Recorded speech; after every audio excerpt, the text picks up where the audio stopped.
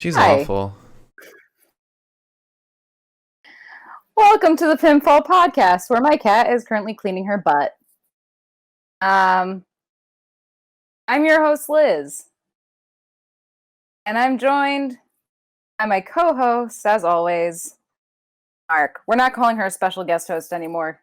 This is getting ridiculous. She's not special or a guest. She's a freeloader. Our special freeloader host. Today we're talking about Smackdown, and everyone's going to see me probably cry at some point in the future, and it has nothing to do with Smackdown, so vibes. Happy draft day! Just like the regular draft, brothers got separated. Not happy at And all. homes were torn apart. No, I was so this was peak SmackDown. I said, yay! And then I said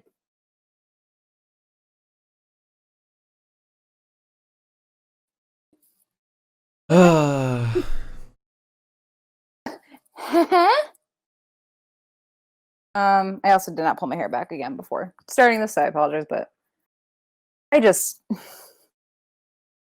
like I know a lot of people are saying like how can you be like this upset? It's been about 6 years now that they've been doing the New Day. How can you be sad? And it's like, because I was never bored of the New Day. That is the one thing that they've been doing consistently for an extended period of time. I didn't hate. There were so many other things that they could have done that would have been like, yeah, that's smart. And the fact that Big E like looked like he was 5 seconds away from jumping in front of like a tractor trailer broke me even more. But we'll talk about it in detail once we get there. Oh yeah. In the podcast. I'm in sad bitch mode. I didn't mean to be. So stay tuned. Everyone... we actually have a really big piece of news that is totally self-serving, but Oh. Yeah. But we'll get to it at the end of the news. So do you want to start the news? Sorry. I keep watching the cat clean herself. No. So what do you want to do?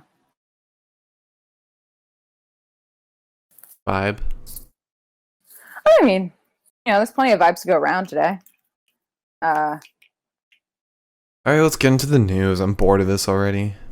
Wow. Vibeless podcast. Damn, okay. Always is.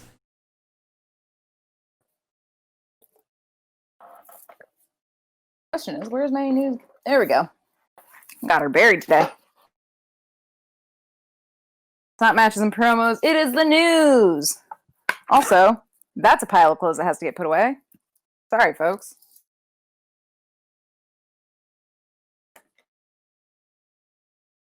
You Yeah. realize you're on camera, right? Everybody watch Liz. Put up the sign. Probably gonna be crooked. Oh no, it's not crooked. Practice makes perfect. Alright, let's get into the fucking news. I have a piece of news. And while you're just chilling, I'm gonna give that piece of news. So, also, 90% of this podcast is gonna be Liz distracted, so I will probably take the reins for that 90%. No, it's the 8th inning. Don't worry.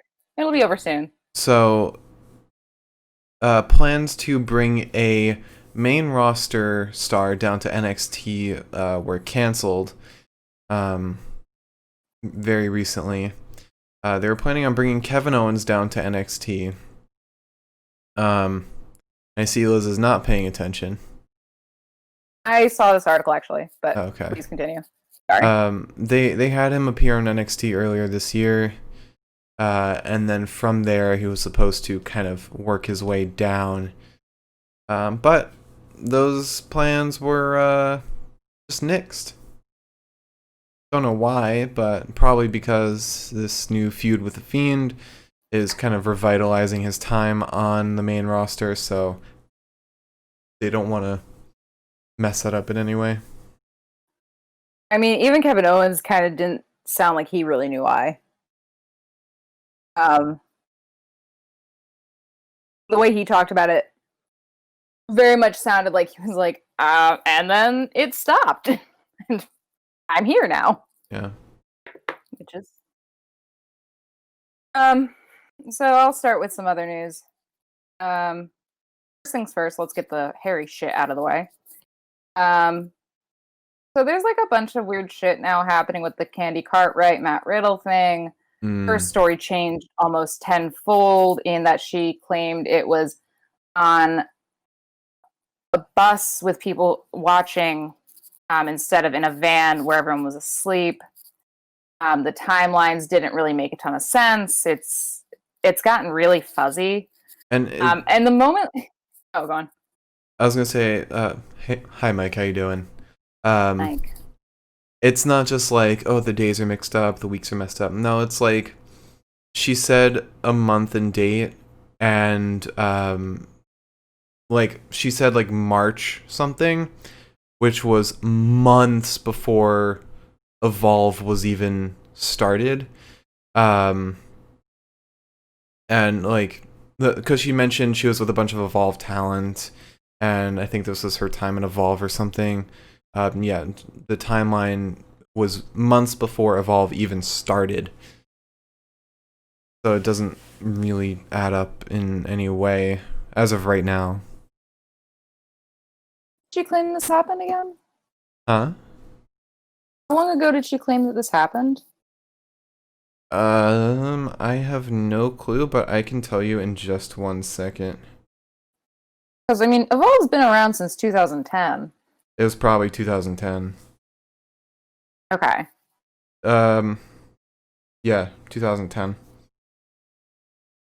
Yeah, and here's the thing, though. It's like, every time something comes out where I'm like, oh, so she's lying, or, oh, Matt Riddle's lying. Like, the moment I get, like, a one piece of news that kind of pushes me in one direction, then another piece of news comes out where I'm just like,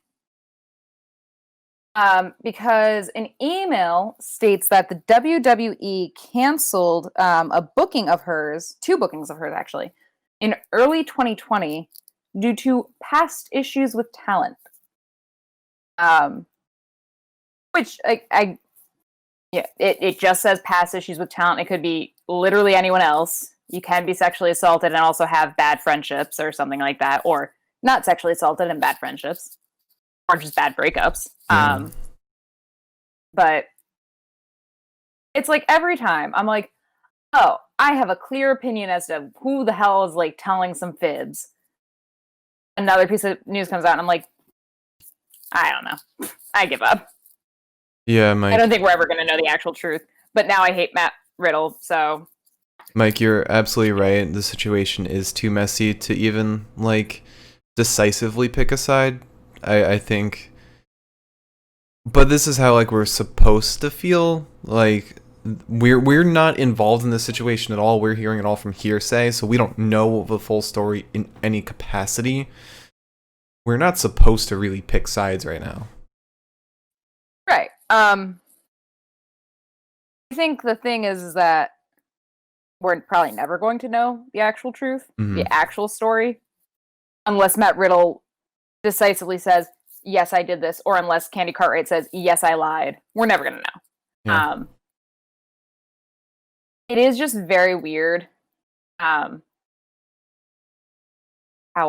everything, I guess it's not that weird.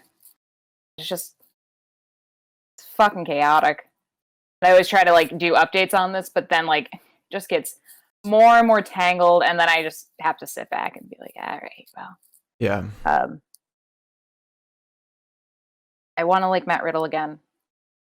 I really do. Yeah, but we also need to remember he did cheat on his wife. Like that's something he admitted to. Kind of crummy. It's still not a great move. Like that's the only thing we know here. Yeah.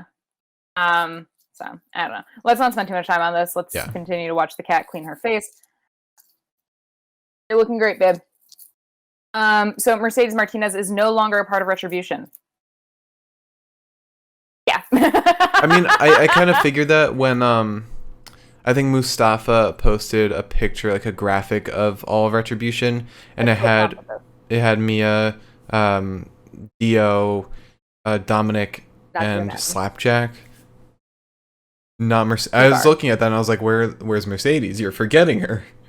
But that makes a lot of sense. Down to NXT. Really weird that they would do it like that. I kind of felt like it gave it a little bit of a balance. But I don't know if maybe they were like, well, with Mustafa running it now, Mercedes is a pretty potent character to lose, I think, on NXT. Yeah. Mia Yim, not that she isn't, but her character as of time right prior to Retribution wasn't really anything besides Keith Lee's wife. Yeah. So I mean, don't know. I saw that news article and I was just like, okay. Her even being put into Retribution didn't make sense at all because she was part of the Robert Stone brand. She had a storyline going on. It was very strange for her to just be picked up by Retribution, although I think we're supposed to assume these are separate people. Like, T-Bar is separate from Dominik Dijakovic. I don't know how this is supposed to work. Are they separate people? Are they not? Because it seems like... It's still such a head fuck. Like, Dominik... Or T-Bar is, like, bald, has, like, messed up eyes. Like... Are these different people, or are they supposed to be these NXT talent?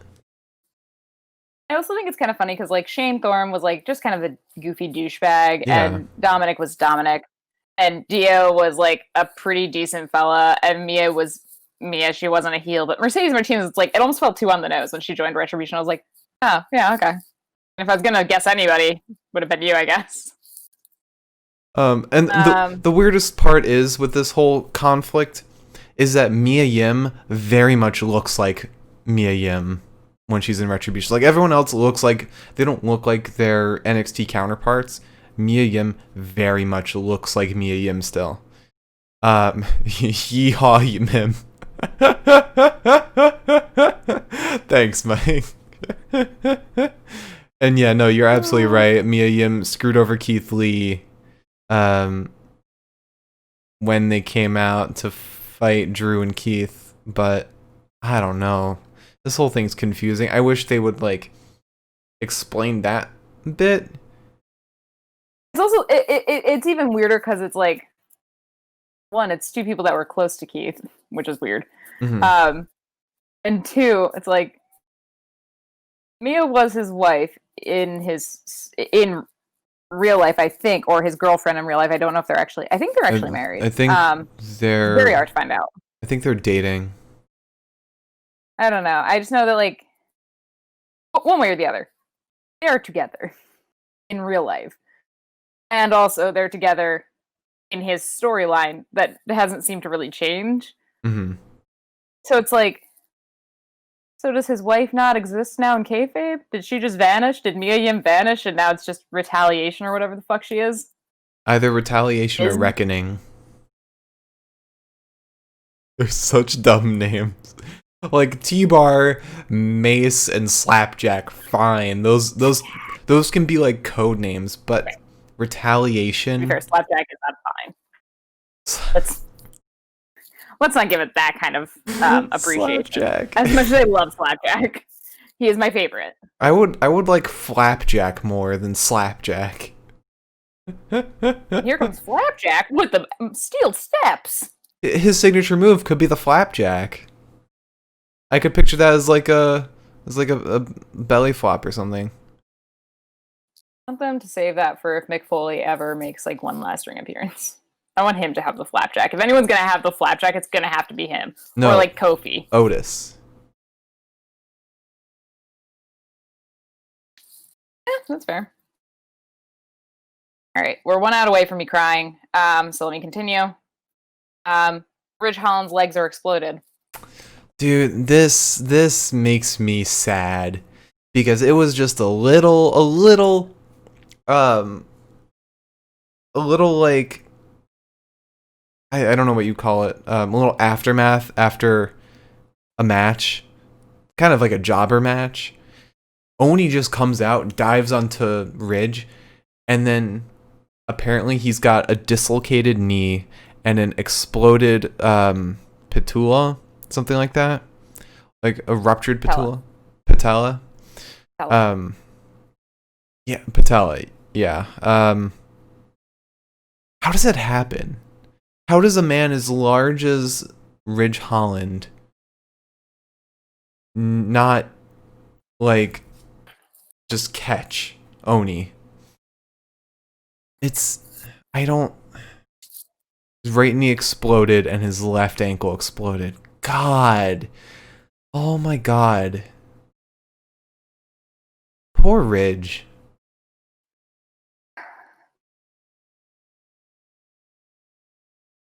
So, I want to just know the calculated velocity that Oni Lorcan flies out of the ring at. Just 'cause what kind of fucking impact does that to a person? Oh man. Yeah, Mike said Eric got hurt on a dive, Loomis got hurt on a dive too. No more dives. I agree. Especially with like when Xavier dove out of the ring today, I was so scared. I was like, you're gonna break your ACL again. Please stop.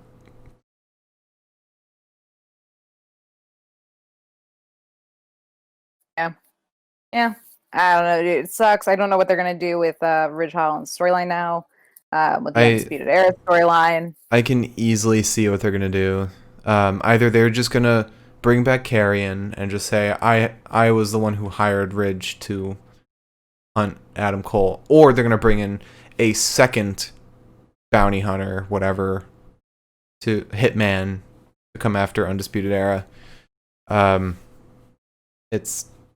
I have a feeling that's what they're gonna do.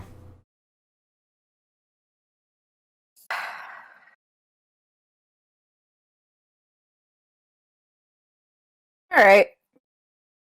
Very vibe miss. Very vibeless Christmas. I'm gonna power through the pain of what I'm feeling in this moment. I'll probably have to get up to get another seltzer at some point. That's fine. I can riff. You're gonna have to riff. I'll give updates on my top 10 and bottom 10 because they did change today. Friday. Yeah.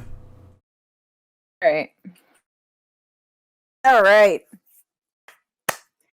Ooh, one last piece of news before we get to the real piece of news. Oh, right. The one last piece of news before the real news is Vince likes Aaliyah Mysterio, which I personally believe is grounds for a restraining order right then and there. If Vince ever told my parents that he liked me when I was a kid, no, it'd be over. Or if Vince told me he liked me, I'd be like, okay, no, this is over. This is done. I'm out. Yeah, especially like not even a wrestler, dude. She's just there. She's just kind of. Mike said, "Is there any way for a 74-year-old to tell a 19-year-old I like you?" No, there isn't. There is not. Not legally. That's when you do like the cheek pinches. That's what you do. Isn't this what like Joe Biden got in trouble for? Like, multiple times in a row now. Oh my god. Now what's the real news? So the real news is, let me open up my Twitter and avoid every possible fucking tweet that I could possibly come across. My sister already started texting me about it, and I was like, no. You don't talk about it right now. Don't talk about it at all. We will talk about it in April. And I can have feelings again. So, the real piece of news is, if you are looking for us on Twitter, we are officially Pinfall Podcast. The original owner of the handle has started a new podcast, or is about to start a new podcast, I believe, at the end of this month. He messaged us and let us know that he was changing and that if we wanted it, we could have it, which was very out of the blue and kind of shocking and probably one of the best things I've woken up to in a very long time. So today at around noon, I think, I changed that over.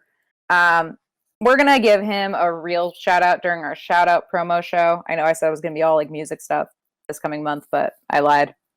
But we're going to give him a real shout out because probably by then he should have his podcast started again. He is now the Impact Oversell podcast at Impact Oversell. And we're just super appreciative that he did this because now we have podcast in our handle, and that's actually pretty cool. But now if you remove that's our Twitter. You had to remove something for to get our Twitter. It's either the or the pod. Never be whole. It will never be whole. Never. All right. So that is the real news. So if you want to watch a WWE post show, you got us. If you want to watch an Impact post show, you got the Impact Oversell podcast. Correct. Actually, I probably should mention what he said in his message to us. He said, I'll soon be launching a new podcast later this month called Impact Oversell, which will be a quick review / recap of Impact Wrestling, hence the renaming. So again, hopefully he will put out a schedule or something or let us know when he's doing this, like how often. And we'll include him in the promo show just because I'm very appreciative of the fact that we now have podcasts in our handle. It's a very small thing, and it was a very big thing for me. So, woo! Especially to be reached out to. I like that a lot. I like being reached out to. Makes me feel like a good person. But now we have today's episode, our matches and promos, and the draft. Day 1 of the draft is over, and some big stuff happened. Liz, would you do the honors of the sign? Do you want me to do the... I'm going to do the honors of are we bottomizing myself. Are we counting the draft as a promo? Yeah, sure. Why not? All right. My day is here. I'll wait till you get the sign up before we begin. I would appreciate that. Oh, man. I just want to say... Oh, no. I was just going to say... Aaron Boone isn't our manager next year, and we have to go through another rebuilding year. I'm not going to be fucking shocked. Not going to be goddamn shocked. You know why? Because we put Mike Ford in the 8th goddamn inning, a man who has not gotten a hit since August. Don't yell, I'm going to cry. So you have 2 options. If anyone wants me to mute Liz, just let me know.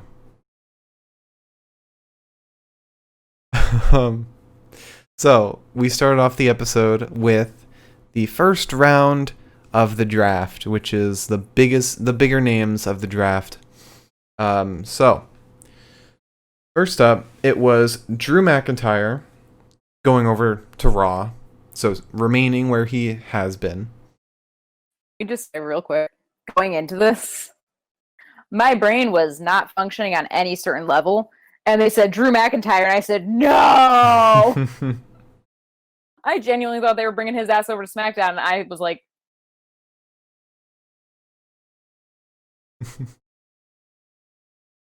But after that, Roman Reigns remained at SmackDown. Asuka remained on Raw. And then Seth Rollins is now coming to SmackDown. The Monday Night Messiah is now the Friday Night False God. And then lastly, we have the Hurt Business remaining on Raw. And then after that, we had our first fight. Or rather, we had a reaction from Seth Rollins about the draft, but I'm not going to talk about any of like the reactions or anything past that, because they're nothing really special. That's fair. Yeah, was Buddy part of this pool, by the way? Was that Monday? He was.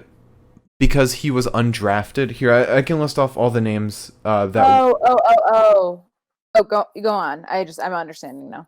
All the names that were undrafted are Humberto Carrillo, Elias, Drew Gulak, Murphy, Shorty G, Tucker, Mickey James, and Lucha House Party. And now all those people can decide what brand they want to be on. And I don't know if they're actually deciding what brand they want to be on, or if they're just told behind the scenes what brand to go on. Yeah. I don't know how much is in their power, per se. I'm sure, like, for some people, it's probably in their power, but... yeah. I just don't see... Concerning other draft picks, I don't quite see Buddy staying on Raw. Well... Kind of sucks, but... I could. How are we going to do the Monday Night Messiah walkout now? Like, what is going to happen there? Is it just going to be Friday Night Messiah now? Is he not going to get creative with it? I hope they go back to his... Friday Night Father? I hope they go back to his original walkout. That was when he was a face. Well, Or less of a heel. He had that when he was a heel, too. But it would still fit him as a heel. Since he's lost all of his disciples... Yeah, but now he's on SmackDown, so he can get more disciples. Imagine him getting Matt Riddle as a disciple. Or Jeff Hardy. Yeah, probably an easy target. Alright. The beginning of the end, boys. Sheamus versus Biggie. Or perhaps actually not the beginning of the end, but in a way. They said you can have a little serotonin and then we take it right back. So Sheamus immediately flattens E and then slams him into the canvas. There's a Uranagi to Sheamus, and then E runs at him as he's standing on the apron, sending Sheamus down to the floor. Big E goes for a kendo stick, but Sheamus sends a knee to Big E's jaw to stop him. And at first I said, oh, that's good, because I know for a fact, judging by how easily Sheamus, like, gets cut up, that's not going to be good for him. So after that knee goes into Big E's jaw, Big E is sat upon the apron as Sheamus punches him. Big E gets tied up in the ropes, Dominic Mysterio style, and Sheamus takes the kendo stick that Big E originally had and sends the stick right into his little chest area. Big E manages to free himself and just kind of collapses on the ground. Sheamus then goes under the ring all the way, pretty much. And Big E finds a roll of duct tape, so he duct tapes Sheamus's ankles. At this point, Michael Cole accidentally calls Sheamus shameless, which I thought was fucking hilarious. It was perfect. Because it didn't sound intentional. If it was intentional, it'd still be funny, but, like, it just fell out. Big E then has the kendo stick, and Sheamus kind of has to pretend that the single loop of duct tape around his ankles isn't broken already. Mm-hmm. He eventually gets sent over the barricade. We go to commercial. When we come back, they are now at the top of the ramp. And Big E steals the kendo stick. Sheamus is bloody as shit. Big E gets slammed into, like, a baggage check conveyor belt outside of, like, the ring area. Then Sheamus takes him and brings him over to what Michael Cole called the catering section, where it's a bunch of eggs and flour. It's the make your cake section. Well, Sheamus did his best. Sheamus throws a bunch of eggs and flour on Big E, and then chases him down a hallway, I guess. Big E manages to get himself up, hits Sheamus with a broomstick until it breaks, gets another one, does the same thing, hits him with a trash can, and now we're in the parking garage. Big E has the upper hand. He's standing over him. Sheamus crawls himself to the front of a car parked in the parking garage and finds a crowbar, because that's what's normally laying around in a parking garage. Yeah. Just your average crowbar. Starts smacking Biggie with it, which I said, I don't like that so much. Sheamus does a smaller than the first time he did it when he first sent Biggie through a windshield. He does a smaller white noise to Biggie into a windshield. He then grabs Biggie off the windshield and shoves him partway into the driver's side and smacks Biggie's ass with the car door multiple times. Sheamus then goes to break Biggie's arm in the trunk door, but Big E stops the trunk door with his foot. Sheamus goes to brogue kick him as he's standing in front of the trunk and kicks off the entire trunk door. Then Big E slams Sheamus into the windshield of, I believe, a different car. I'm not really remembering that now. And then throws him into the table. Yes, it was a different car, actually. But then he throws him into a table that is beside the car. Weird place for a table to be, but that's where it ends. Big E counts. It's a Falls Anywhere match, so it doesn't matter where he fell. Fell there. That was... And then we got the best sports promo ever. I just want to say that was a great-ass match, and hopefully that's how they're capping off this feud, because that'd be perfect. But yeah, we move on to an interview with Biggie, and he's beat to shit. But then two people come on in, Mr. Kofi Kingston and Mr. Xavier Woods come back, and we now have the New Day reunited, and it feels so good for 5 seconds. It was funny because I was like, oh man, Biggie looks like he's in pretty bad shape. He looks really sad. Like, he looks like he's trying his best to have fun with his friends that are back now, but he looks really sad. Like, really sad. Like, he couldn't get through, like, their little cheer. Mm-hmm. Sad. And I was like, damn, he must have really fucked his body up during that fight. And then Stephanie McMahon said, "You bitch, you're wrong." And I said, "Oh, okay." But we're not there yet. Sure. But we aren't, because there's one more promo. After the next draft. Yeah, after that we had Jey Uso confronting Roman Reigns.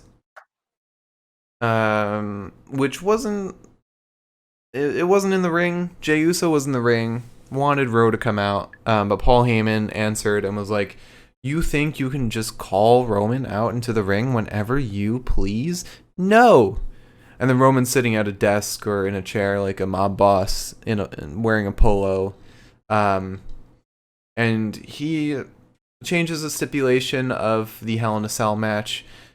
Now it's an I quit match, and said, if you say I quit, there will be consequences.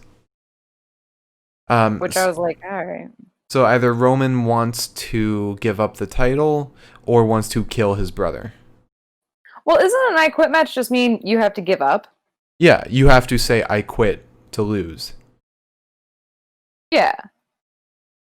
Oh. Yeah. Sorry, I thought you were saying that, like, either Roman wants to leave WWE or something like that. No, yeah. I was like, I don't think that's the point. But that makes sense, yeah. And then after that, we have the round 2 of the draft. And that proceeded as follows. AJ Styles is going to Raw. Sasha Banks is staying on SmackDown. Naomi is going over to Raw. Bianca Belair going over to SmackDown. Nia Jax and Shayna Baszler remain on Raw. And then we move into the next fight. I was really happy that Naomi's leaving, and so is Bianca. I'm glad that they're switching respective brands. I think that finally gives us a reason to understand why they were doing the stupid goddamn promos with Bianca. Yeah. I enjoyed the first one, and then they did 4 more, and I was like, all right, listen. Doesn't count. I think they just didn't want to start a new storyline with her, which is fine. But also, I'm just glad that Naomi's going somewhere where it's like, there's more of a tenable chance that she will be able to challenge for the Raw Women's title, because the SmackDown Women's title is so tied up in Bayley and Sasha right now that it doesn't seem like there's much of a fucking chance for anyone to touch it for a while. Probably not till WrestleMania. Yeah. Or after. And also, shocker is AJ going to Raw. Yeah, no, we really saw that coming. Also, Sasha staying on SmackDown. I was like, oh, really? What? But now still just happy that Drew McIntyre is staying on Raw. That's all I'm saying there. But now what sucks is Tez and Bianca are separated, as far as we know. You think?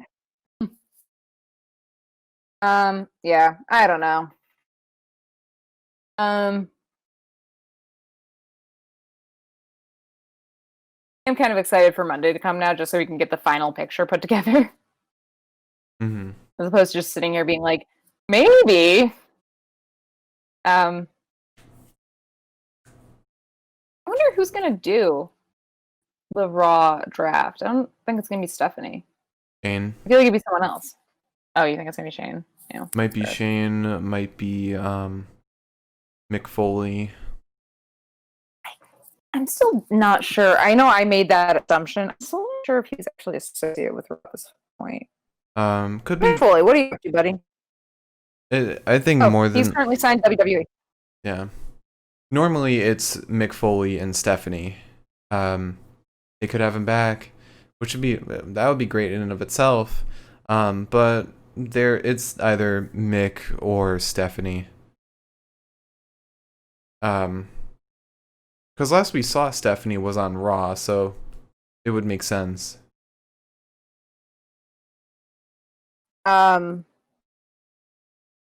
It's funny to me because scrolling through Mick Foley's wrestling career, scrolling through fucking War and Peace, it's a long ass fucking page on Wikipedia. Yeah, so apparently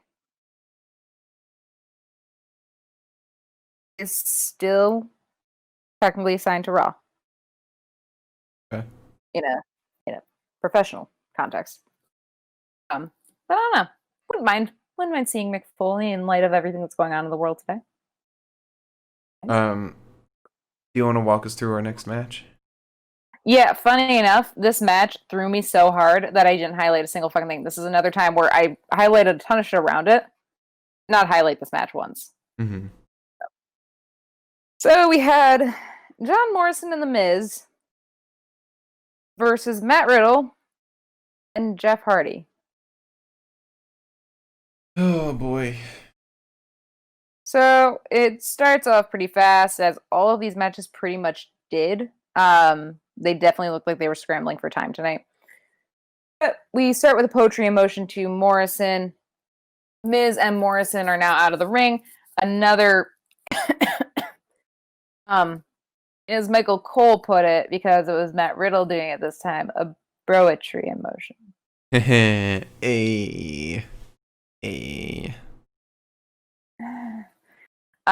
Miz goes off the ropes, knees into Jeff, and then Morrison moonsaults onto him. Then John Morrison got like the weirdest fucking neck sub on Jeff Hardy. It almost looked like he was going for a neck breaker, but like just hanging there, just vibing for a little while. Jeff slowly powers out by kicking and punching. Both men then clothesline each other. They're knocked the fuck out. Riddle gets in. It's Riddle versus Morrison. A T-bone suplex to Morrison, then a T-bone suplex to Miz. A T-bar suplex? Because I have my glasses on, that is how my brain read that in the first place. I had to like get closer. I was like, that ain't right. Finally, there's a German suplex to the Miz, and Morrison breaks up the cover by landing right on Matt Riddle's arched abs, which looked a little, ugh, I don't know. I didn't like that. Then there's a twist of fate to Morrison, a bro Derek to Miz. Hardy and Riddle win, and then out of fucking nowhere, Lars fucking Sullivan is back, I guess. I suppose. Oh I yeah, think he's been gone for like over a year now. he's been gone since June 2019. He just came back and he was like, "I'm here. Hello. You're all gonna die." I'm ready to murder." Choke slams Matt, drops him, just starts fucking chopping at the two of the idiots. Slams Matt Riddle into the canvas. Morrison tries to pull the Miz out to safety, but it's no use because Lars is fucking incredibly strong. Lars then throws Miz into the buckle. And then he does his freak accident move to the Miz and stares into the camera like a crazy man. I saw Milam's tweet about this. Michael Cole really wanted to get across the point that he is the freak. And like every other fucking word out of Michael Cole's mouth was, "The freak!" It's like, we get it, Michael. I'm surprised he didn't get super pissed and just turn on Michael Cole and be like, what'd you just call me?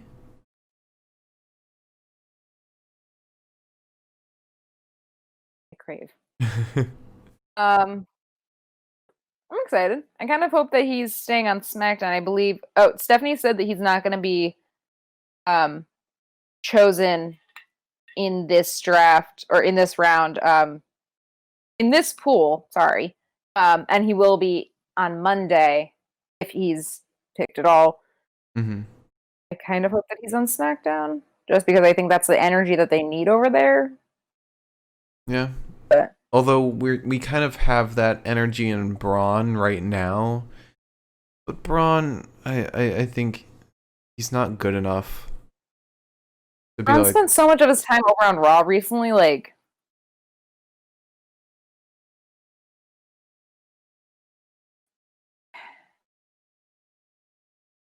I don't know, man. Yeah. So after that, we had the round 3 of draft picks, which proceeded as follows: Ricochet, remaining on Raw. Jey Uso, remaining on SmackDown. Mandy Rose, remaining on Raw, which would have been hilarious if she swapped. The Mysterios are going to SmackDown. Again, hilarious because Seth went over to SmackDown, and now we know they're not dropping that goddamn storyline. We were so close. And last but not least, Miz and Morrison are going to Raw to follow Mandy Rose. I'm excited for that. I think that'll be cool. Mm-hmm. I'm excited to see them on a different night with more room for storyline and more room to just be kind of goofy. I think that's what we've been missing from them a lot. Yeah. I think a lot of their humor has been kind of rushed recently. However, I wonder what the plan is going to be for the Mysterios. Especially because Dom was pairing with Humberto for so many fights recently. I don't know. Interesting. Yeah. Something to ponder. So, a little something. Just a little something. Oh. Like my head is like pounding so much right now. Well, I think my headache passed on to you because I'm fine now. Yeah, I think this is what I get. I gave you my water bottle. I gave you my Excedrin. I took the harder migraine medicine, and now I'm the one that's like, actually, I'm gonna put my glasses on for the rest of this podcast, I think. But this brings us into the Sasha and Bayley fight that's never gonna end, and they made sure to remind us that it will never end with this fight. This was not a good fight. I'm gonna just lead off with that. I didn't need to see it. Like, I know that nothing is happening with that title until at least Hell in a Cell. Yeah, like everybody knows that this fight was going to be a DQ in some kind of way. Jesus Christ. I would put my glasses on if they weren't so goddamn dirty. I cleaned them like 2 hours ago too. Anyways, so Sasha keeps trying to get the early jump on Bayley going into this match. As Greg is introducing Bayley, Sasha kicks her little chair friend away and, she goes actually to smack her. It's Smackdown. Hey.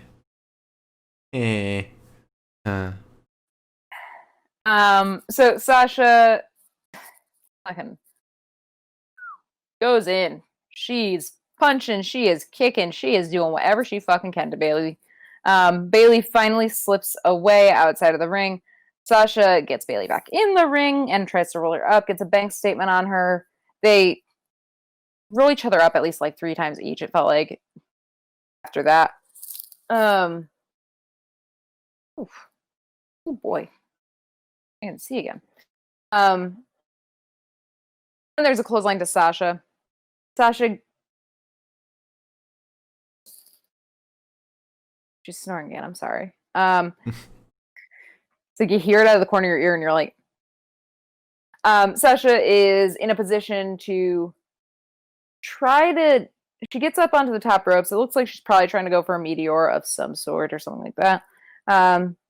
She ends up on Bayley's shoulders. She manages to get down and quickly takes Bayley's legs out from under her. She gets another bank statement in on Bayley, and Bayley works hard to get to the rope.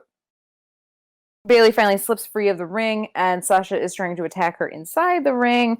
Sasha's inside, Bayley's outside, and she's trying to attack her. Bayley punches her, and then Sasha rolls in, says, owie, and then goes back for more, which is about the time that Bayley says, my sweet chair friend that you kicked away earlier, my tag team partner, and then jams it into Sasha's ribs. It's a DQ. She's not losing the title, but she didn't win the match, which is still one of those things I fucking cannot stand. Did you miss the part where she tries to just walk away?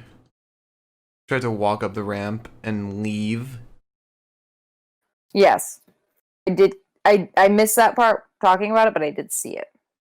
Which, I mean, given that we got that, it makes sense that she would just go for the chair because she knows she's going to lose. She's known, like, the whole time that Sasha is a better wrestler than her. But she's just trying every way she can to just hold on to that title desperately. Yeah. It's just, again, I hate matches like this because, one, if it's a title match and there's a DQ, it doesn't make sense that the title holder gets to keep the goddamn title. It doesn't make sense at all.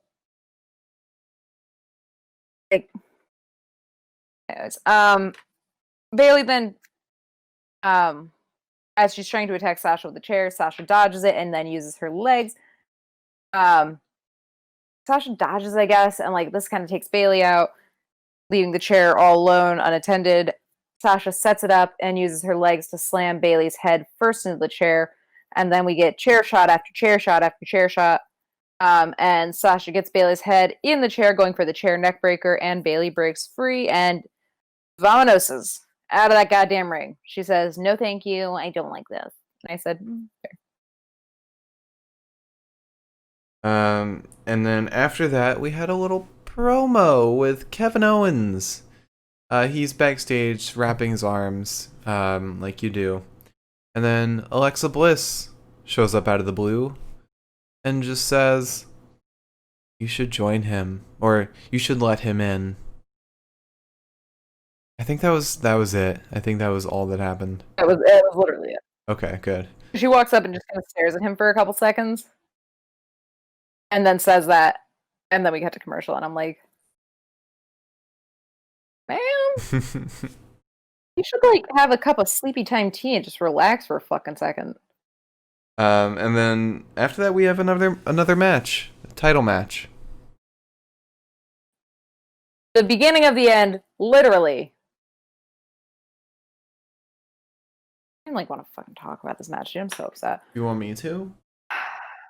No, I'll get through it because you got a bunch of other shit, and if I don't start talking, I'm gonna again start crying. So we've got Shinsuke and Cesaro versus the New Day, aka Kofi Kingston and Xavier Woods. Normally, on a normal day, I would be talking about this match like, holy fuck, Xavier Woods! I still, like, such a notch down from where I wanted to be, even when we were just talking about him coming out, because, like, I was waiting for Kofi to come back. I knew Kofi was coming back. Xavier, the whole time, I was just like, I don't know, man. I don't know. It feels a little, I don't know, man. And finally today, I got that. What I've been waiting for months now, I think. Months. It's like, I wanted to be on cloud 9. And I was for 5 seconds. I was.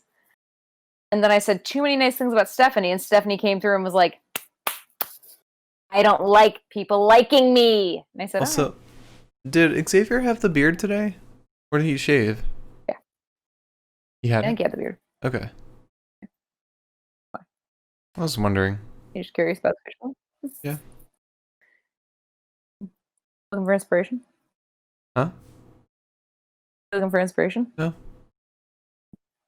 Beard grown? No. I can't grow a beard. Oh. At all. Imagine if you could grow a beard just like Xavier Woods is, though. Like, same color and everything. It's very weird. Yeah. Same You color, would have same like texture. a Kyle O'Reilly beard. Right. Oh, no. Two-toned. I still do not understand Kyle O'Reilly's facial hair. I don't get it. I don't think I ever will either. Yeah, you're not supposed to.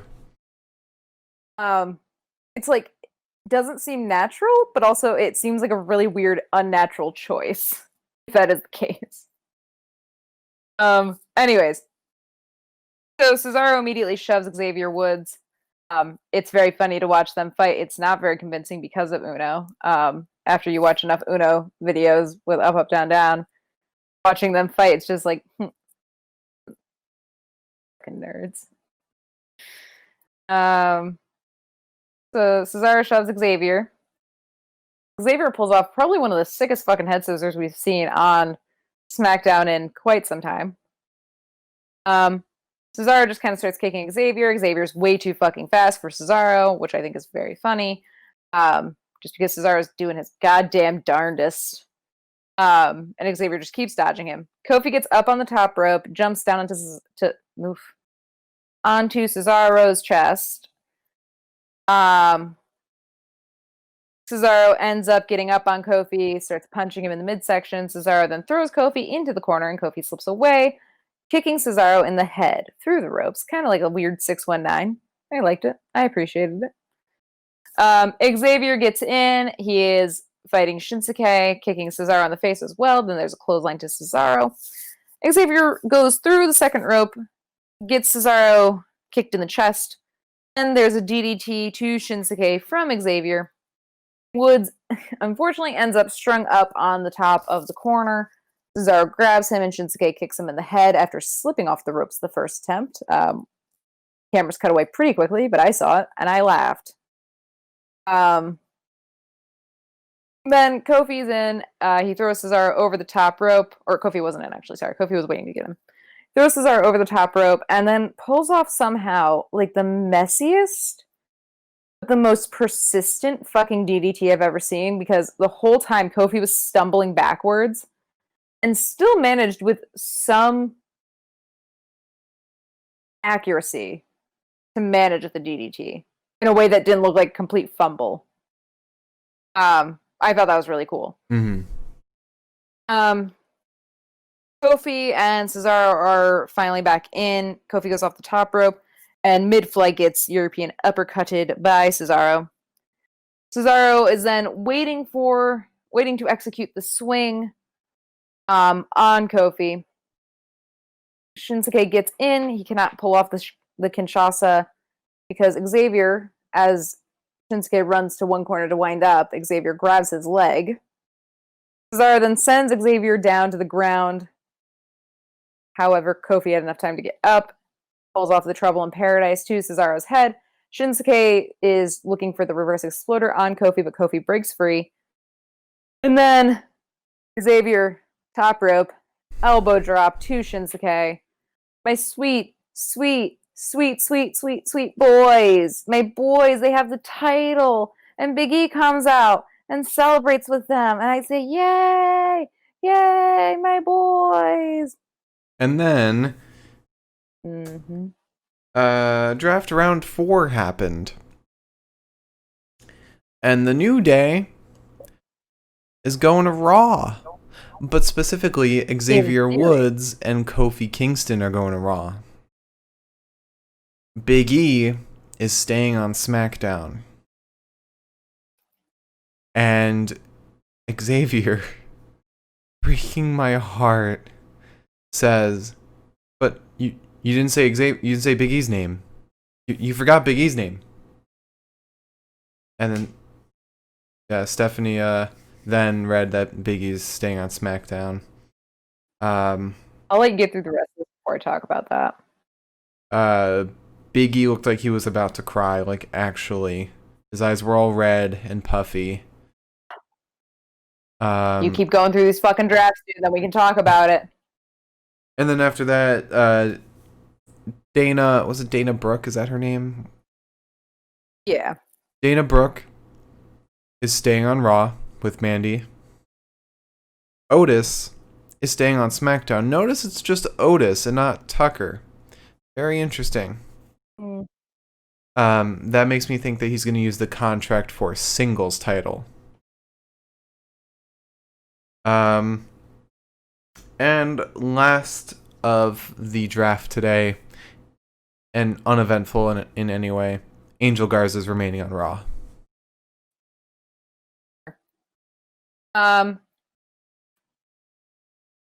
Yeah, so I was like, oh shit, New Day's going over to Raw, and then they showed Kofi and Xavier Woods' face, and I said, huh?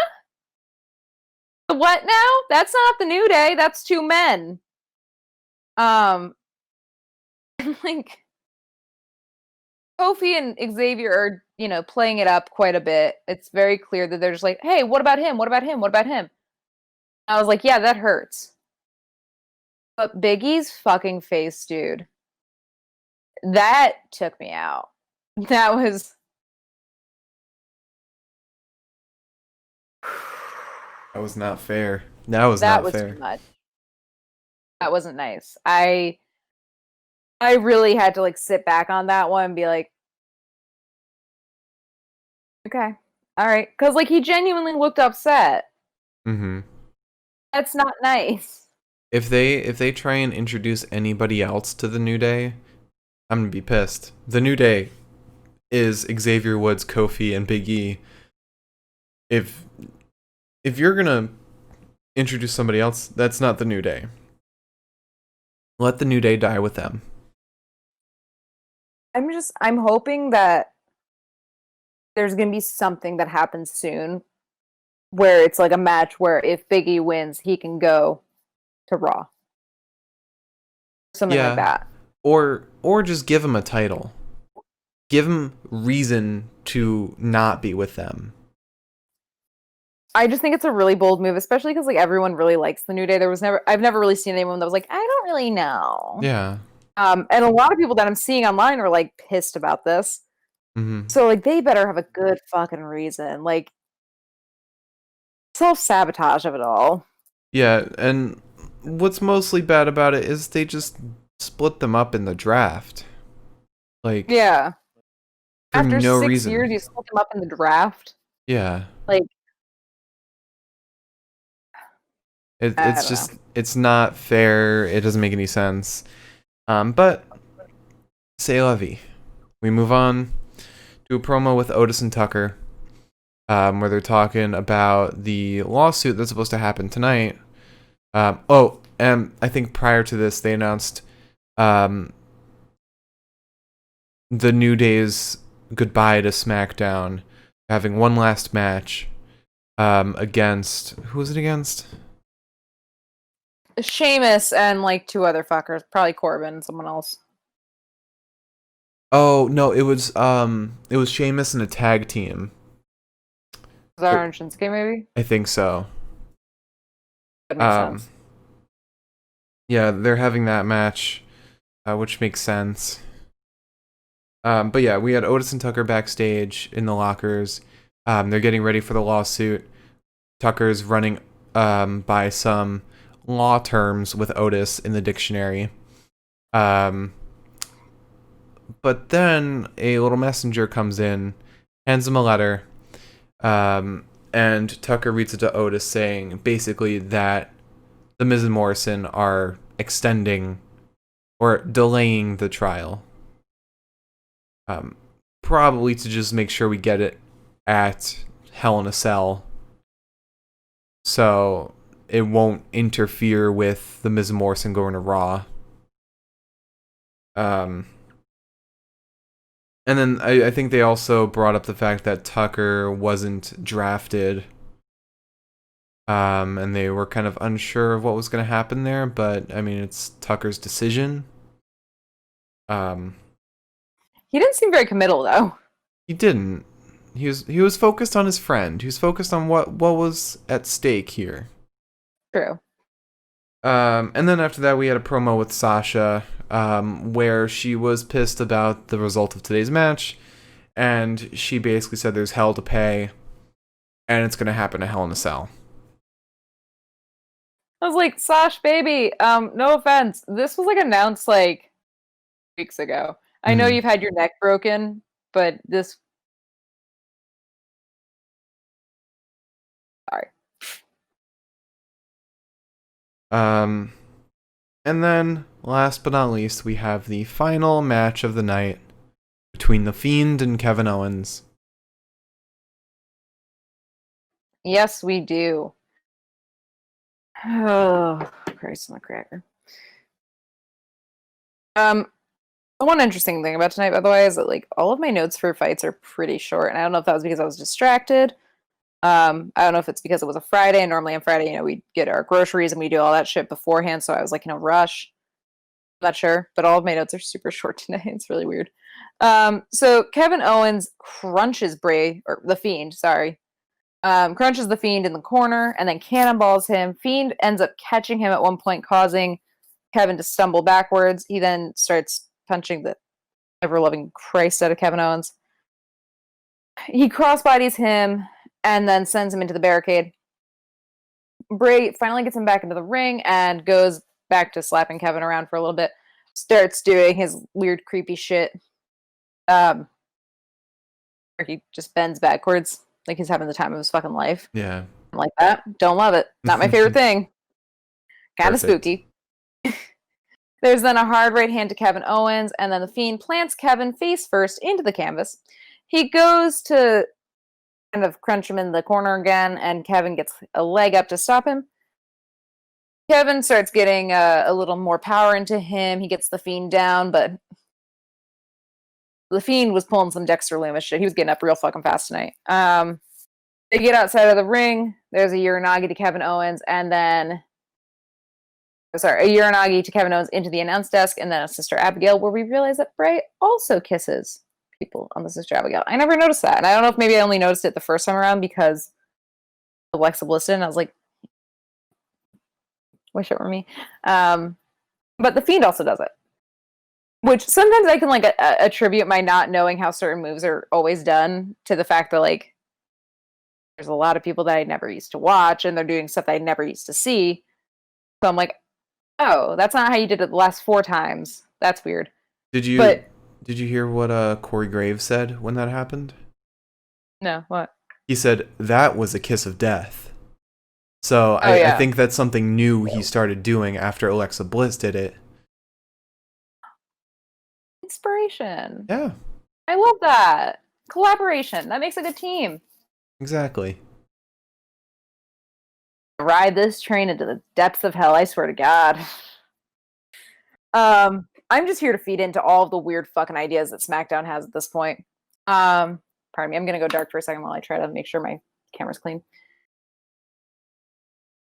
Okay. So then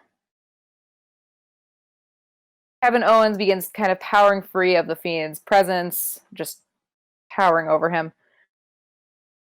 Earns another Uranagi in response to that. The Fiend then tries to do his thing where he like tries to rip somebody's head off, and it's like, haha, but it's not really possible, and you can't even take that in wrestling, so fair. Whatever. I hate that move.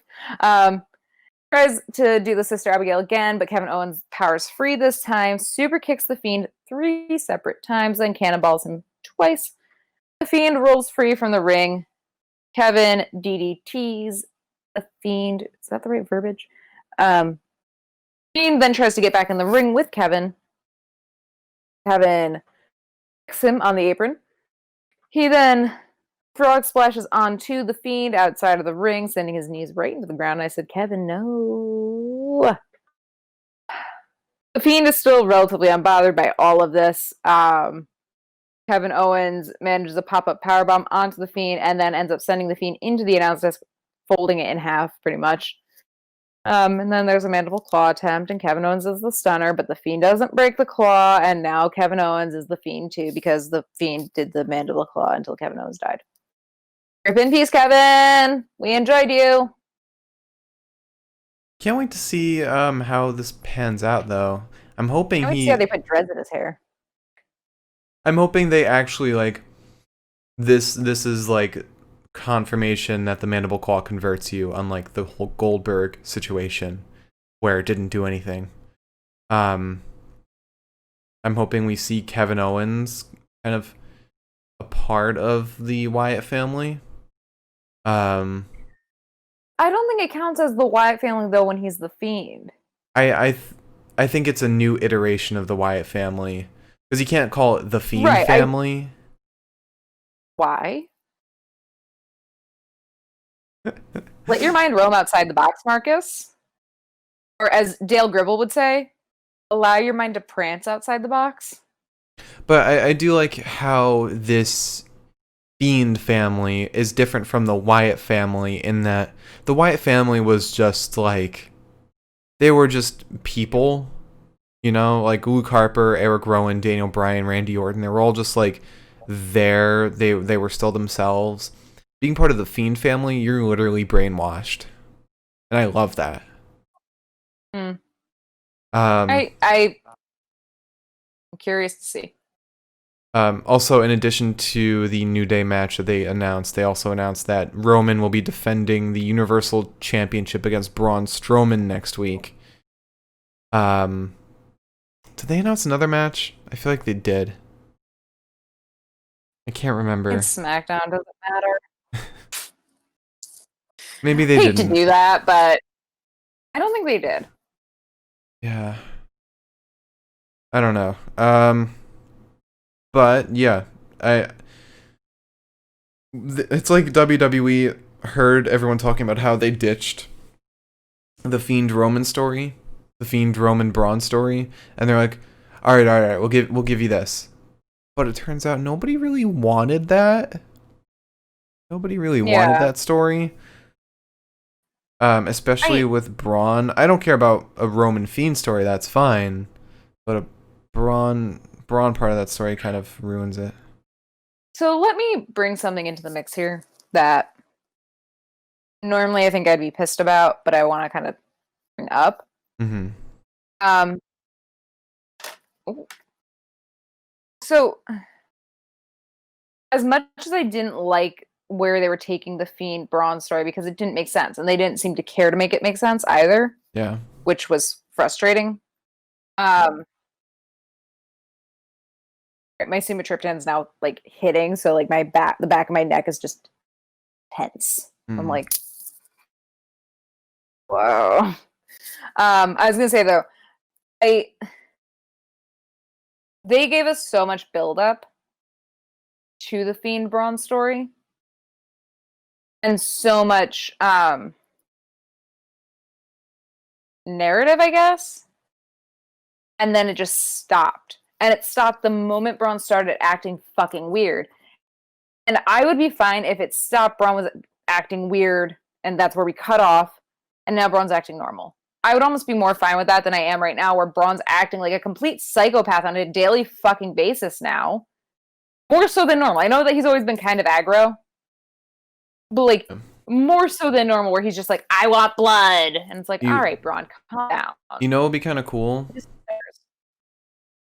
Oh, sorry. Your mic cut out, so I didn't think I was interrupting you.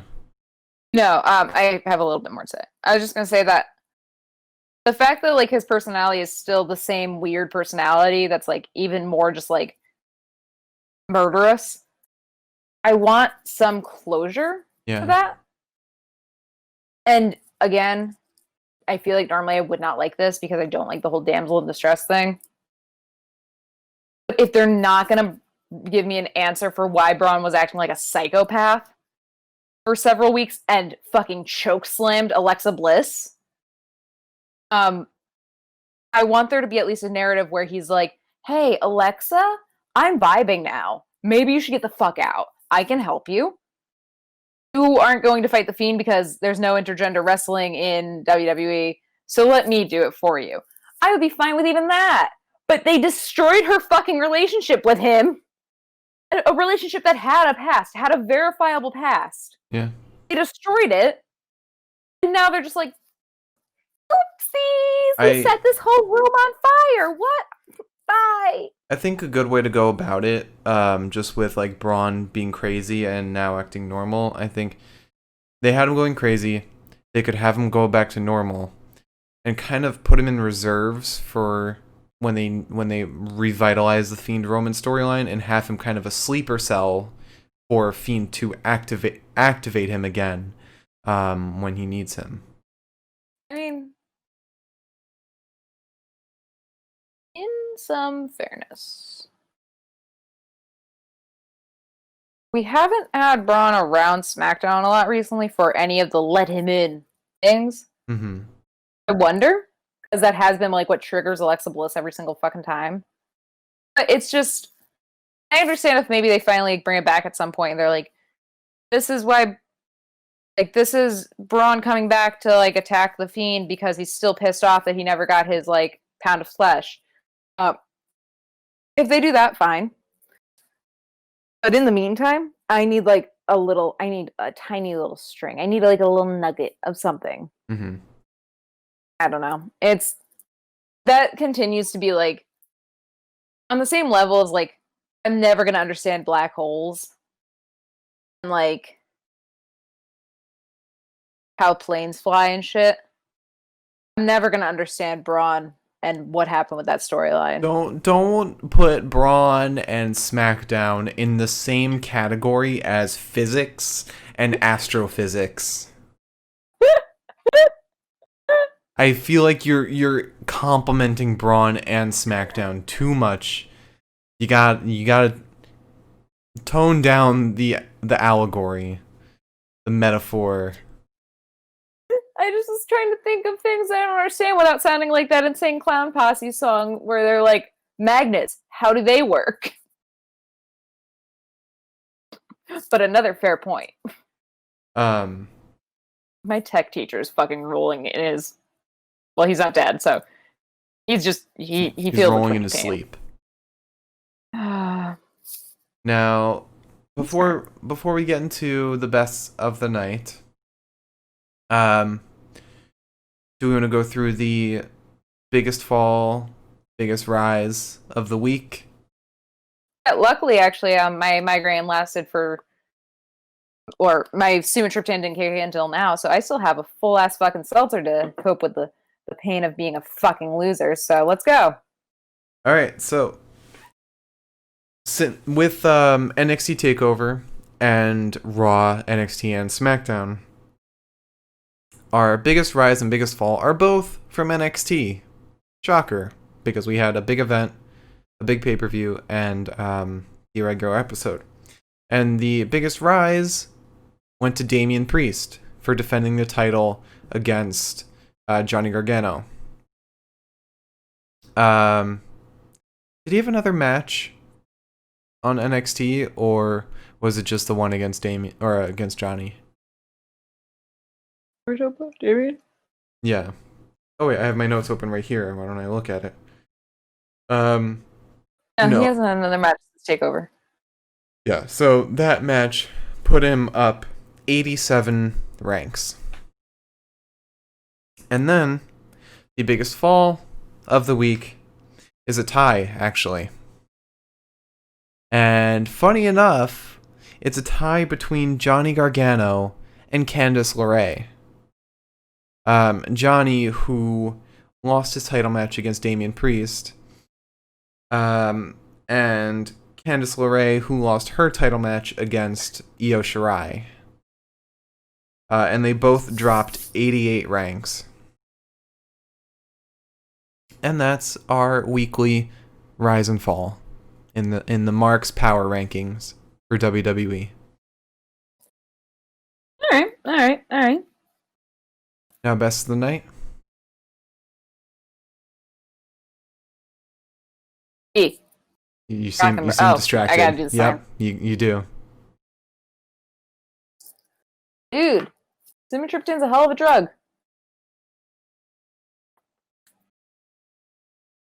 Ooh. Okay. Oh God, I've really got to remake these little buttons, if you will. Buttons. Yeah. Oh dear. Oh dear. Oh dear. Oh, this is gonna be a messy one, folks. Oh no. Yep, that's. Oh God. Okay. What is happening? The tape has ripped off the back of this. And now it's all folded up and stuck to my fingers, and I'm really trying, okay? I've had a very hard day. The moon is in Cancer. I've cried at least twice today. Let's just be nice. All right, so promo of the night. Yeehaw. Okay, so we started off with the first round of the draft, which was basically stuff we all expected. You know, Drew staying, Roman staying, Asuka staying, Hurt Business staying, but we got Seth moving over, which was a nice change. I'm excited to see what they do with that. And then after that, we had the interview with Biggie, where we got Kofi and Xavier back, finally. And then we had Jey Uso confronting Roman. It was alright. It was pretty good. We got great performance from Roman and Paul Heyman. Would have liked a little more face to face. I don't know where they were in. I don't know what fancy ass penthouse Roman was staying in. But it was good. It was good. And then we had round 2 of the draft, where we had AJ moving, Sasha staying, Naomi moving, Bianca moving, and Nia and Shayna staying. Yeah, that was all kind of expected or just welcome surprises. Nothing really shocking there. Mm-hmm. And then we had round 3 of the draft, where we got Ricochet staying, Jey Uso staying, Mandy staying, the Mysterios moving to SmackDown, and Miz and Morrison moving to Raw. The only thing that was really shocking here was the Mysterios moving, but that wasn't even shocking, that was just hilarious, especially since we knew Seth was traded. Mm-hmm. Miz and Morrison moving to Raw is kind of ironic, and I'm really wondering what they're going to do with that, especially since Dolph is on Raw with Robert Roode. That could be an interesting start to a story. And then we had the promo with Kevin Owens, where it was very short, just one line from Alexa Bliss, and that was it.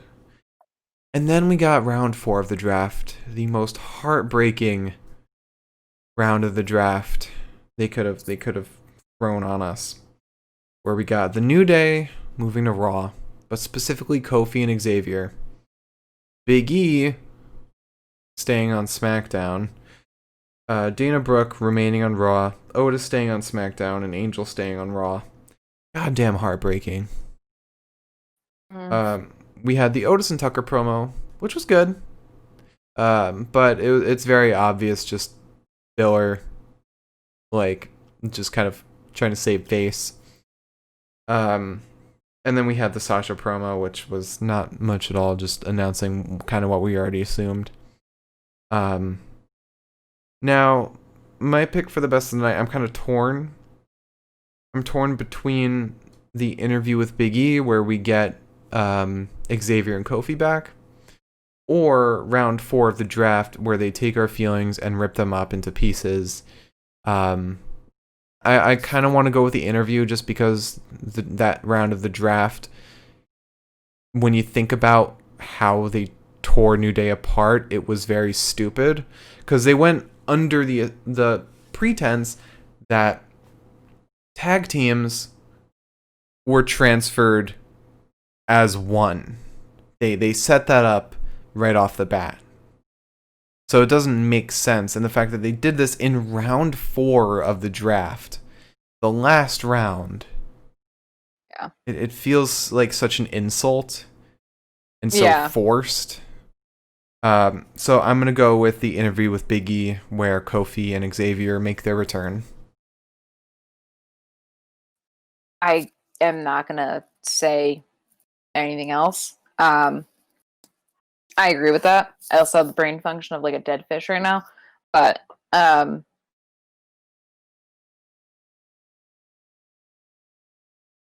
much as the New Day's ability to make me heartbroken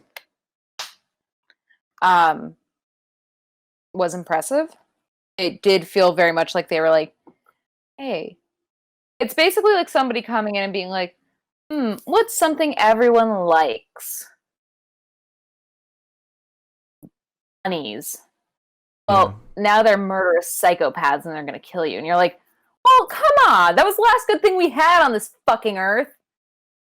And like, everyone likes New Day. There was no reason to do this. And they were just like, how can we make people sad now? Because everyone was so sad with Bayley and Sasha breaking up. What if we just did it again, but worse?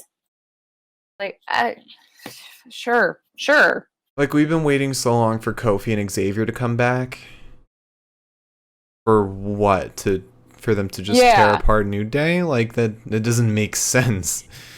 It doesn't.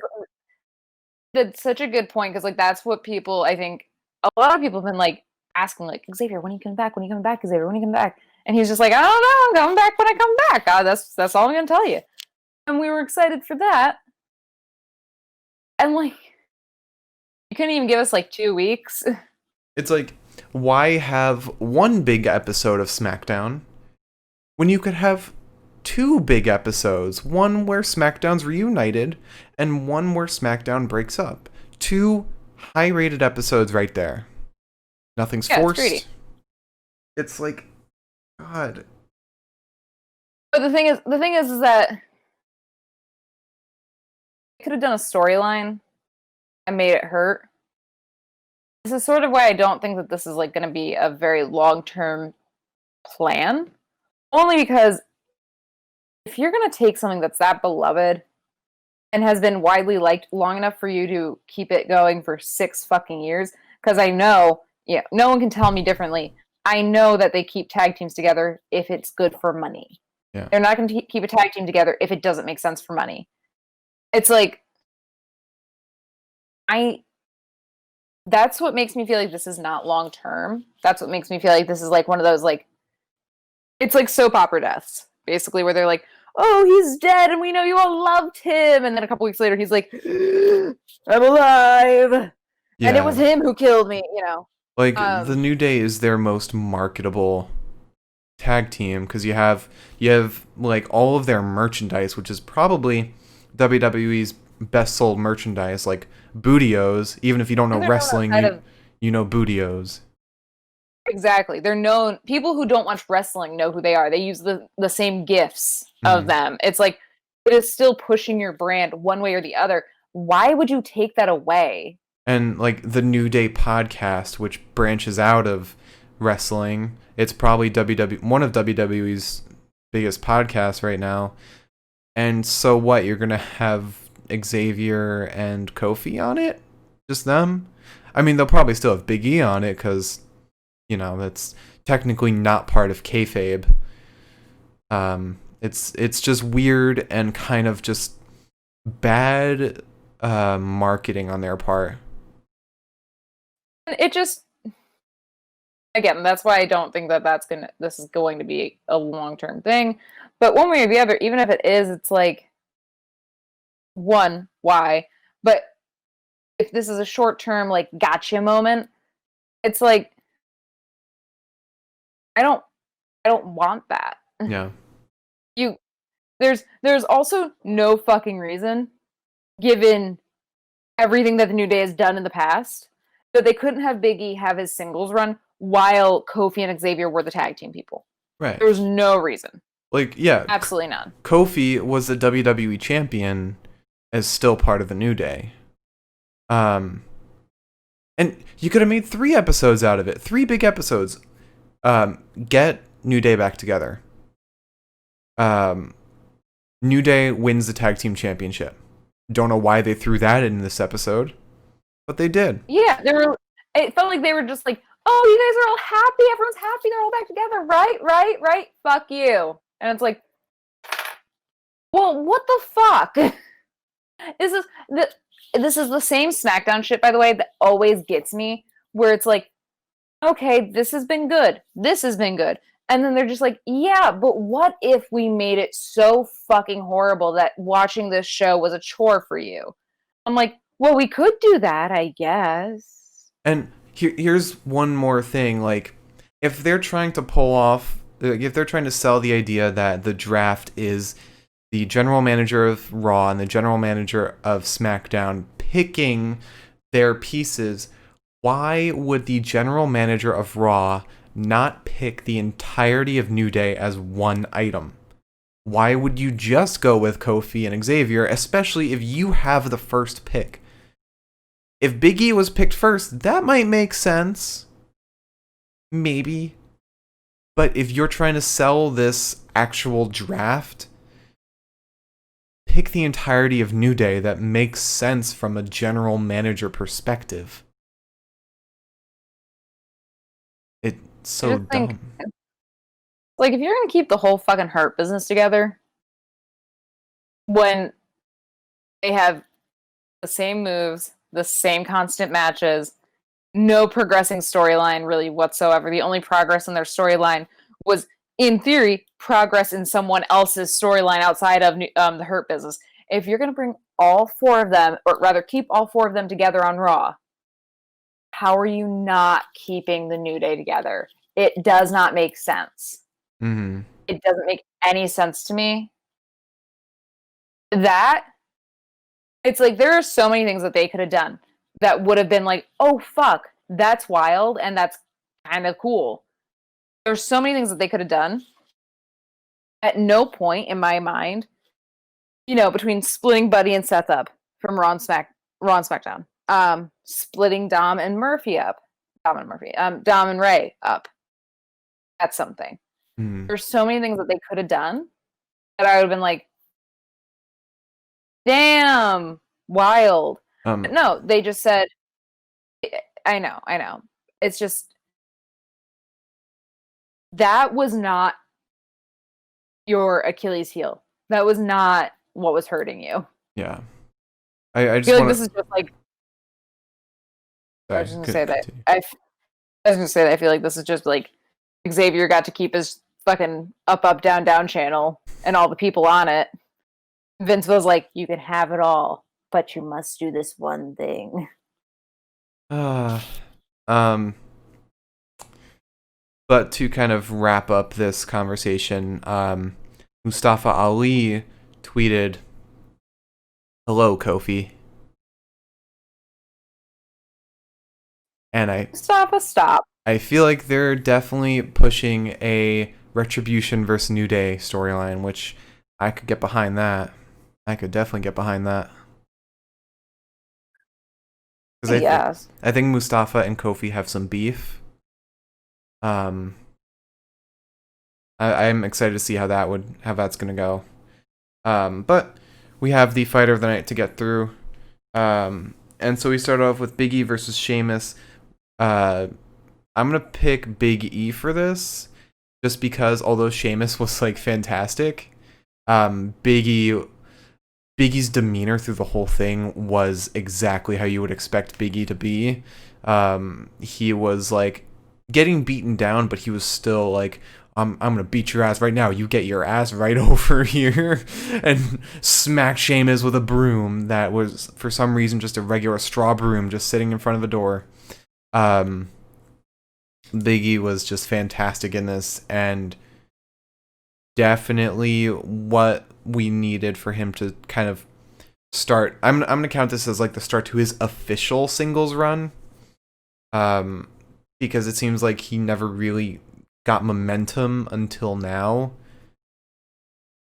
Yeah, he was just all around fantastic in this match. And it's one thing if like it's a match, it's a no falls match, or a falls count anywhere match where they're just kind of like walking around, punching each other, throwing each other. But this had more than that. Biggie was doing a lot more than just punching or throwing, stuff like that. So it was refreshing. And then we move into Miz and Morrison versus Jeff Hardy and Matt Riddle. I'm going to go with Matt Riddle for this fight. Just because he was the only one who looked decent in this match. Jeff Hardy looked desperate. Not desperate to like survive or to get a title or to win or anything. He just looked desperate to tag team with Matt Riddle. The fact that he very quickly got on his knees to do the was it the broetry something? The broetry motion or whatever. Yeah, I thought Matt got down on his knees to do that though. No, that was very much Jeff Hardy. Oh. Yeah, I know for sure once it was Jeff Hardy. It might have been Matt Riddle another time, but it looked so weird. Jeff Hardy looked weird. Miz was the Miz. Miz doesn't do much. Yeah. Was Jeff part of this SmackDown pool or draft pool? Jesus Christ. Not today. He's a part of it on Monday. So then I'm going to make a point that I made while we were watching it. Jeff Hardy's outfit today was almost entirely red essenced, if you will. Which gives me a funny vibe because I would love nothing more than for AJ Styles to get over to Raw and be like, fuck yeah, I'm on Raw, I'm away from fucking Jeff Hardy. And then Jeff Hardy's like, you what now? Yeah, basically anybody who wasn't a part of the draft today is a part of it on Monday. Then we move on to Sasha versus Bayley. I gotta go with Sasha. This fight wasn't very long, so it's hard to really pull anything from it. Sasha just looked the best because she's Sasha Banks and she's amazing. But after that, we had Cesar and Shinsuke versus The New Day. Xavier Woods looked fantastic for his first match back. A match that, in my opinion, shouldn't have happened. That might be bold to say, but I don't think we should have gotten this match today at all. I think we should have gotten this match next week as Biggie's goodbye match, or as the New Day's farewell match. I don't think we should have gotten this at all. Very poor timing, I guess. But yeah, Xavier still looked fantastic. He looked wonderful. So much so that I was so worried about his limbs in this. He was pulling off some really cool moves, had an amazing DDT against Cesaro. And that I'm glad he's back because the chemistry between Cesaro and Xavier is incredible because, I mean, they interact on a daily basis. They're great friends, so it only makes sense. And hopefully Cesaro and Shinsuke are transferred to Raw so that we can continue that relationship. Because I would hate for it to have ended today, or rather next week. Right. And then lastly, we have The Fiend versus Kevin Owens. I mean, I guess I'm going to go with The Fiend. I didn't write anyone down for this because I forgot. I guess The Fiend... Neither looked amazing. The Fiend just has more character presence than Kevin Owens. Right. But it's difficult. There's a difference between the character presence of The Fiend and character presence of Dexter Lumis. Dexter Lumis shows off his character through his moves, through his aggression, lack of emotion. The Fiend the Fiend shows it in between moves, you know? Not necessarily in his reactions so much, but in how he emotes after a move, before a move. It's kind of polar opposites, I think. But brought to you by Polar Arctic Gel Seltzer. Are you satisfied? No. Aww. You should be. Well, my pick for Fight of the Night, about time, is Mr. Biggie.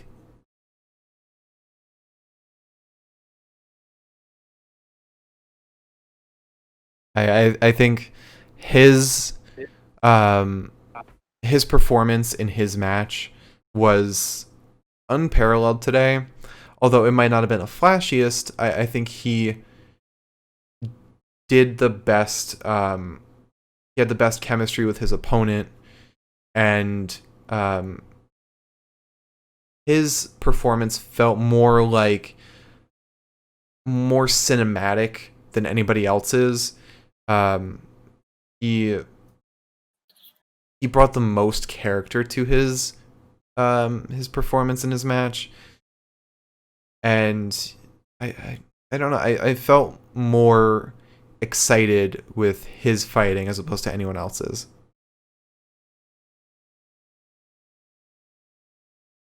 Are you going to disagree? Maybe. You're going to disagree after what you saw of Biggie today. I really liked Xavier today. Xavier is a second for me, but I think comparing the two, Biggie might be a little more deserving. Especially after his just complete, like him trying to maintain a straight face when he's getting flour and eggs pelted in his face. And that very quick kick to stop the trunk from closing on him. And also taking another hit to the back from the windshield. Fine. You can have it. Hell yeah, it's finally Biggie's week. I just feel like Friday, what's gonna suck too, actually, and I just realized this. We'll know what's happening the moment that match ends. Because if that match ends, and we have, like, the telltale, it's all over now, like, let's hug, it's the end of the fucking match, even if they lose. If we have that telltale, like, come together moment at the end, then we're gonna know that it's over. Yeah. I feel like they're I'm probably gonna cry. I feel like they're still gonna give that to us though, if it's not forever, because they want to tug our heartstrings. They want us to cry, you know? But now we move on to Fight of the Night, and we start off with Biggie versus Sheamus, which was the probably the most well-paced Falls Count Anywhere match that we've had, especially after that one between Randy Orton and Edge. This one was fantastic, had a great use of props, although a lot of the props were like weirdly placed. I think it was a great use of them, very creative. And the fact that it ended in like the parking lot where we almost had Sheamus drive away with Biggie, I think that was great. And both wrestlers did a fantastic job throughout the entire match, and it ended very decisively. And then we had Miz and Morrison versus Jeff Hardy and Matt Riddle. Very weird match, basically just to have Lars Sullivan come back. That's all this was for. I don't see any other point to this match besides that. And so the excitement didn't really come until Lars Sullivan came in. And then we had Sasha versus Bayley. This fight had to happen. It had to. You had to have Bayley win, or Bayley lose by DQ because she doesn't want Sasha to win desperately. And then we lead into the Hell in a Cell match where everything's gonna, happen. But regardless, it wasn't an exciting match. Neither did Fantastic. And it ended with a DQ, so. Can I just quickly say, having this new chair, I could do this podcast for 4 fucking hours. Feels so good. I've got a pillow under me too, so I'm like in extra like heaven right now. If I wanted, I could throw this heating pad behind me. I'm so glad you're happy.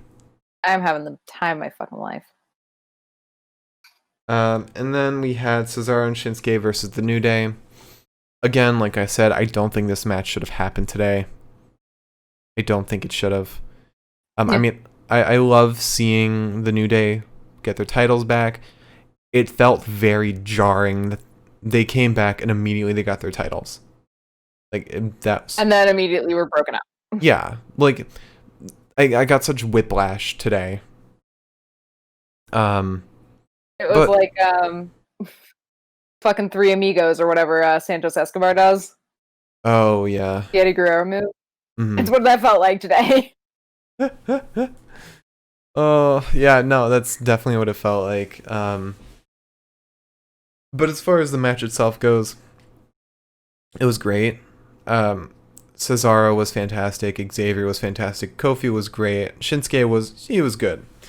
I don't think he had as much time in the ring as he should have. But I think everything's gonna really come alive during the farewell match. But I can't get over the fact that this match should not have happened today. It should have happened with Biggie on the sidelines.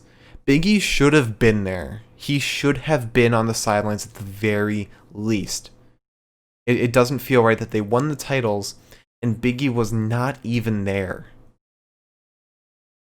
And then we end the night with The Fiend versus Kevin Owens, which was a good match. But it didn't feel really worthwhile. I'm excited that we got a mandible claw. I'm excited that we ended the match the way we did. And that Kevin Owens put up as much of a fight as he did. But my pick for fight of the night is Biggie versus Sheamus. It was the best Falls Count Anywhere match that we've seen so far. And they went through hell for this match. NSL? Huh? NSL? You're cutting out. Oh, in a cell. Fuck! In a cell. Why must you disappoint me so often? No, it's why must you fail me so often? Whichever. Are you agreeing or no? Yeah, I am. Okay. The moment you said it's the most engaging Falls Count Anywhere match that we've seen, I was like, wait, fuck, you're right. Because then I had fucking Edge and Randy flashbacks, and I was like, shit. Yeah, no, I fucking loved it. It was a great Falls Count Anywhere. I really enjoyed this match. I basically didn't even realize it was Falls Count Anywhere because I was so fucking engaged with the whole goddamn thing. Mm-hmm. Yeah, I liked it a lot. I thought it was a really good match. And also the fact that I've been so sick and tired of this Sheamus Biggie random ass fight that's been happening lately. I thought this was perfect. This had like actual emotion. Like it looked like they both wanted to win for the first time in a long time. And it didn't just like look like they were up there going through the motions. And the fact that they didn't start the match with like 10 minutes in the ring and then 20 minutes out throughout the arena. It was like, okay, we're gonna have like 2 minutes in the ring and then like 1 minute outside the ring, where he pulled out donuts or something. What were those? Bootios. Massive bootios. Oh, bootios. And then like cut to commercial. They're like already about to go through the halls of the Thunderdome. Like it was so well paced. You can't hate on it. It was so good. And so to run it back, our promo of the night, the New Day reunites. Fight of the night, Biggie fight of the night, Biggie versus Sheamus. So it was Biggie's night tonight. Very well deserved. Yeah. Desperately painful, but that's just been how today has been. Today has not been a good day for Elizabeth. It's fine though. When will it be? You want a hug? To quote Jey Uso, when is it my turn? No, I don't think that's the quote. Yeah, no, because he was saying when is it my turn to be in charge of the family, basically. No, he said, why can't it be me? Oh, sure. Just to add to my misquotes and my misfortunes, to quote Jey Uso, why can't it be me? Why can't I have a good fucking day? Someone tell me. Oh, I'm sorry, Pete. I'm sorry. I didn't mean to wake you up. Are you mad at me too now? Stay as hell. Oh, no, just flipping the pancake. Sorry. This was supposed to be the summer of Jerry. It's the summer of George. We can't get any quotes right. Okay, I thought it was the summer of George, but I was like, no, maybe it's Jerry? No. Quote it quite exactly. It was supposed to be the summer of George. Now it's fall and I'm depressed. And everything's falling apart. It's fine. It's fine. We did get our Pinfall podcast handle, so I'm going to fall back on that one victory. So do you want to wrap us out? Yeah. Hi, I'm Elizabeth, and I'm really sad. Anyways, gotta tone it down. I feel like I forget that people don't actually know me. Yeah. Well, happy Friday. Hope you all enjoy your weekend. Tune in on Monday for round 2 of the draft, where I wonder if we will still see some NXT people coming in, specifically Johnny and Candice. Because even if they aren't part of the draft, I mean, Lars came back out of goddamn nowhere, so who's to say they can't just have somebody show up? But anyways, please join us Monday. We will be talking about it. Do you not want them to join us Monday? Well, to kind of go off of what you're saying, I am willing to bet that we're going to see Charlotte Flair on Monday, because she is officially a part of the pool. She's not part of the people who are injured or out. She is a part of the active pool. I want Charlotte Flair back so bad. Anyways, join us Monday. We will be back after taking a long and well-deserved weekend off. If you joined us tonight, thank you. If you joined us in the future, thank you. Fingers crossed I'm having a better day. And fingers crossed that you're having a good day. Thank you for watching, everybody. If you enjoyed, please hit that follow button below. Hit the little bell so you're notified whenever we go live. And if you're watching on YouTube, hit the subscribe button. Why wouldn't you? You never know when these videos can go out. Sometimes I might decide to just not do it for a week. Who knows? And follow us on Twitter. Pinfall Podcast on Twitter. At Pinfall Podcast. Remove the, and that's the Twitter. We will post whenever we go live on there too, as well as our picks for Fighter and Fight of the Night, and sometimes we run some polls. Like today, I ran a poll that was which star do you think would be transferred to Smackdown between Roman, Drew, Asuka, and the Hurt Business. Most people said Asuka, and turns out it was just Roman. Roman's just staying on SmackDown. So definitely follow us at Pinfall Podcast and follow our personal Twitters as well. I'm at the Mark Cameron. Liz is at Eliza Elaine23. And if you missed part of this podcast, want to check out previous ones, we have the Pinfall Podcast on YouTube. All of our podcasts are archived there. I definitely recommend checking out the NXT TakeOver 31 podcast. It's my favorite one to date. It was a good old drunk time. And we will see you on Monday for Monday Night Raw Draft Part 2. So don't miss it. Make sure to hit that follow button or the subscribe button wherever you're watching. All right, we'll Also, see. it's coming December to a Twitch near you. Mike Romies. What's the date you cut out for that? I just said December. A December near you. Okay. Actually, I said Twitch near you. I don't remember the date now. I think it's like December 19th, but I don't want to be quoted on that. It's one of the Decembers between the pay-per-views. You're the one who came up with it. It's like the 19th, the 14th. I don't know. Whichever one's a Sunday. It's a 10th. Okay. That was the 23rd. Yeah. No, we're doing it December 19th. That's when it is. Okay. Well, again, thank you for watching, everybody. We'll see you on Monday.